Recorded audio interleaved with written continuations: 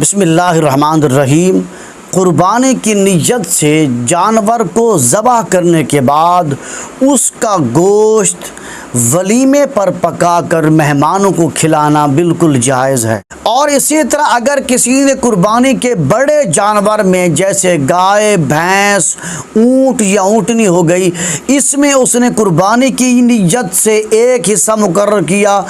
اور شادی کے ولیمے کی نیت سے ایک حصہ مقرر کیا یا دو حصے مقرر کیے تو یہ طریقہ بھی جائز ہے۔ اور اگر قربانی کے ایک حصے میں دو نیتیں کی کہ اس میں قربانی کا حصہ بھی ہے اور شادی کے ولیمے کا بھی حصہ ہے تو یہ طریقہ درست نہیں ہے، اس سے قربانی نہیں ہوگی۔ اور اسی طرح قربانی کا گوشت بیچنا بھی جائز ہے۔ مثلا ایک فقیر آدمی ہے کہ اس کے پاس ارد گرد سے اتنا گوشت جمع ہو گیا کہ اب وہ اس کو سنبھال نہیں سکتا، اس کے پاس اس کو سنبھالنے کا، سٹور کرنے کا انتظام نہیں ہے،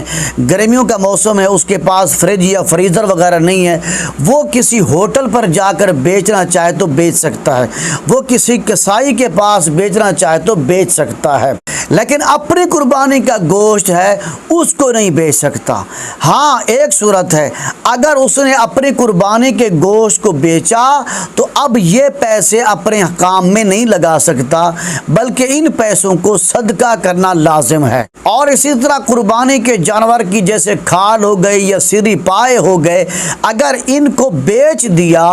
تو بیچنا جائز ہے، لیکن ان کے پیسوں کو اپنی ذات کے لیے استعمال نہیں کر سکتا، اپنے اوپر خرچ نہیں کر سکتا بلکہ ان پیسوں کو صدقہ کرنا لازم ہے۔ اور اگر بڑا جانور ہو جس میں 7 حصہ دار ہوتے ہیں تو اس جانور کی سری اور پائے جو ہیں وہ گوشت کے حکم میں ہیں، ان کو چاہیے کہ ان کو کاٹ کر گوشت کے اندر مکس کر دیں اور پھر وزن کر کے سب برابر میں تقسیم کر دیں۔